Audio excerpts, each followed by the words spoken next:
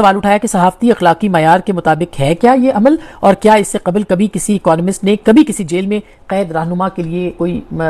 मकाला या कोई जदीद कोई कॉलम मजमून कुछ लिखा। ये एक बहुत ही वैलिड क्वेश्चन। आप जरा तसव्वुर कीजिए कि ये जो कॉलम है ये छपा होता नवाज शरीफ साहब का या आसिफ अली जरदारी साहब का या किसी और लीडर का या मरियम नवाज का,